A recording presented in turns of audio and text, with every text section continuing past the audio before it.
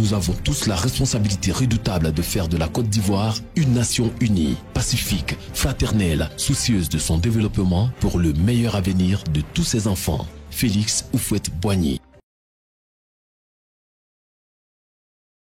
Le CIDD et ses partenaires sont heureux de vous retrouver comme tous les débuts de mois pour continuer à explorer avec vous les voies et moyens d'un civisme vrai, d'un civisme vécu de façon responsable. Alors, de quoi allons-nous parler tout ce mois de juillet?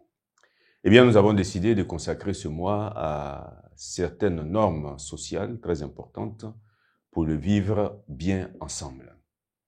Nous allons parler de l'honneur, nous allons parler de l'éloge et nous allons parler du sens. Donc, tous ces trois termes seront traités de façon successive. C'est vrai que dans la vie sociale, il y a des règles de droit, mais il y a aussi certaines normes sociales qui ne sont pas des règles de droit, mais qui régulent aussi les rapports sociaux. Et donc, nous allons essayer, durant tout ce mois, de découvrir quelques-unes que sont l'honneur, l'éloge et le sens. Commençons par définir l'honneur.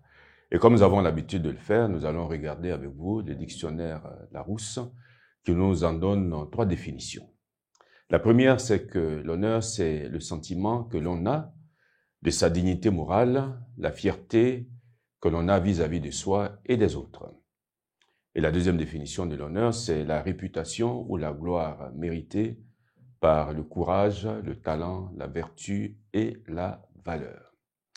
Et la troisième définition de l'honneur, c'est la marque ou le témoignage d'estime, de considération et d'admiration. Alors, quand on parle de l'honneur, il faut se souvenir que l'honneur est un vieux compagnon de l'homme. L'honneur accompagne l'homme durant toute sa vie et même l'honneur survit à l'homme. Tant il est vrai que le souvenir d'une vie honorable reste longtemps gravé dans la conscience collective. Pour ceux qui s'intéressent à l'honneur, se rendent compte que l'honneur a donné naissance à beaucoup d'expressions. On ne peut pas les citer toutes, mais nous allons en citer quelques-unes que nous considérons comme significatives. On parle de point d'honneur, comme quelque chose qui intéresse particulièrement l'honneur de quelqu'un. On parle aussi des derniers honneurs ou honneurs suprêmes, et cela fait référence à des funérailles dignes d'une personne. On parle aussi de pour l'honneur qui signifie que ce que nous faisons n'a pas d'autre prix que l'honneur. C'est en définitive, ce que nous le faisons de façon gratuite, pour l'honneur. On parle aussi de sur l'honneur ou sur mon honneur. On utilise cette formule pour attester la sincérité d'une déclaration, d'une déclaration. On parle aussi de rendre les honneurs à quelqu'un. Alors, quand on dit rendre les honneurs à quelqu'un, on fait référence à la faveur, à la distinction ou à l'action engagée pour signifier le respect ou l'estime à quelqu'un. D'ailleurs, pour ce qui concerne la vie civile, il y a un décret qui existe sur les conditions et modalités de l'honneur rendu à certaines personnalités, que ce soit l'honneur civil ou les honneurs militaires. On parle aussi de champ d'honneur. Il n'est pas rare d'entendre que tel soldat est mort au champ d'honneur. Eh bien, champ d'honneur désigne le champ de bataille. On parle aussi de parole d'honneur. Alors, une parole d'honneur, c'est une promesse, un engagement que l'on prend solennellement en engageant son honneur. Il y a une autre expression qui est sans doute que nous utilisons presque tous, à vous l'honneur. À vous l'honneur. Qui est une formule qui est consacrée, qui incite l'un des participants à un jeu à commencer la partie. Si vous êtes en train de jouer une partie de cartes ou une partie de ludo, vous pouvez dire à vous l'honneur pour dire à celui qui joue avec vous, eh bien, commencez. Et il est bon à cet égard de signaler un vieux proverbe utilisé par ceux qui ont de la peine à quitter leur lit le matin. Surtout pas ces temps de pluie. Hein, temps de pluie. Et cette expression qui est vieille est celle-ci. Faire honneur au soleil. Pour dire, je vais laisser d'abord le soleil se lever avant que je ne me lève. Et évidemment, il ne s'agit pas de choses à encourager dans la mesure où, en étant adepte de ce proverbe, on risque de tomber très facilement dans la paresse. En l'honneur de quelqu'un ou quelque chose, une autre expression. C'est-à-dire pour honorer une personne ou célébrer un événement. Une autre expression est celle-ci, avoir l'honneur d'eux, qui s'emploie dans les formules de politesse, surtout dans ce qu'on appelle le style administratif. Et le style administratif a des caractéristiques qui font que ce style diffère du style des affaires ou de la correspondance privée. Et ces caractéristiques, on le rappelle juste, sont une certaine solennité qui est utilisée dans le style administratif, la politesse, l'objectivité, la clarté et la concision. Être à l'honneur, c'est-à-dire recevoir des honneurs, une récompense, être célébré et fêté. Être à l'honneur de quelqu'un, c'est témoigner en sa faveur. Faire l'honneur à quelque chose, c'est-à-dire apprécier quelque chose. On dit d'ailleurs, par exemple, que faire l'honneur à un repas au sens de bien manger, de trouver plaisir à un repas. Faire à quelqu'un les honneurs de sa maison, c'est-à-dire accueillir ses hôtes, accueillir cette personne avec une courtoisie et un sens particulier. Se piquer d'honneur. Se piquer d'honneur. Se piquer d'honneur, c'est avoir l'impression que son honneur est engagé et par extension se conduire comme si sa réputation était en jeu. Alors, ce piquer d'honneur fait penser aussi au piquer d'honneur.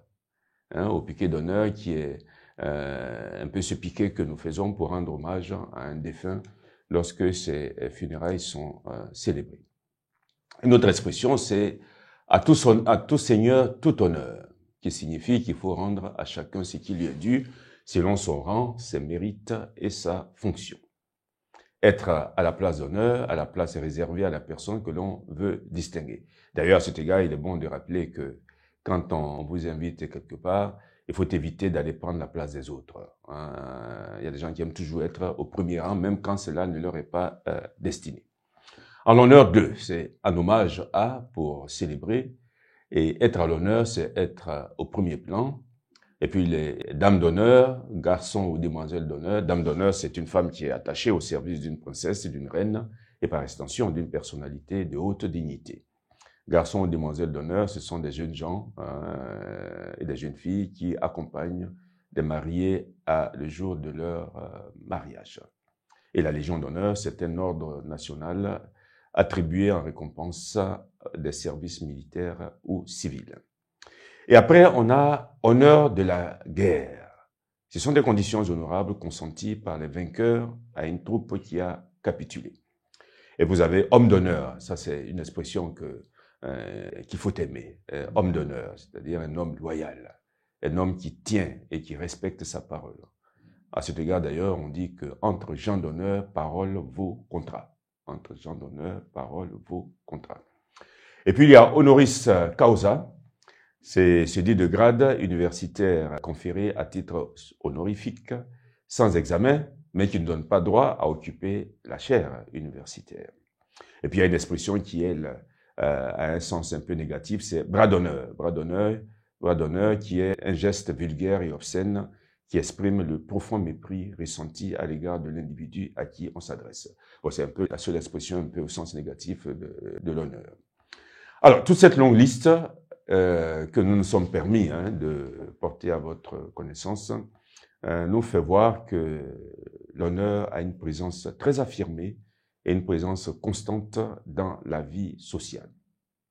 Et vous allez remarquer que de l'honneur sont dérivés d'autres termes tels que honorabilité, qui est l'état ou la qualité d'une personne honorable, et le terme honorable qui est pris ici dans le sens de digne de confiance, digne de considération, d'estime, synonyme de honnête, Et puis honorablement, c'est-à-dire de façon honorable, synonyme de honnêtement. Et l'autre terme, et le dernier, c'est honorer, c'est-à-dire traiter quelqu'un avec respect, Estime et considération, procurer de l'honneur, de la considération à sa famille ou à sa patrie, par exemple. On en parlera d'ailleurs. Et tenir un engagement pour ne citer que ces termes-là. Alors, l'honneur est une valeur essentielle de la vie en société. C'est une valeur essentielle pour la vie citoyenne.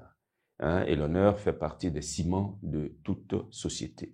Tant il est vrai qu'une société se porte mieux quand les citoyens s'efforcent de vivre avec honneur et de respecter et sauvegarder l'honneur des autres, et l'honneur de la cité tout entière. Tout cela pour ne pas mériter cette observation de Victor Hugo qui écrivait qu'il y a des gens qui observent les règles de l'honneur comme on observe les étoiles de loin, de très loin. Et donc, pour ne pas mériter cette observation, nous devons vivre de cette manière. Et d'ailleurs, il est bon de préciser qu'il ne s'agit pas de rechercher les honneurs.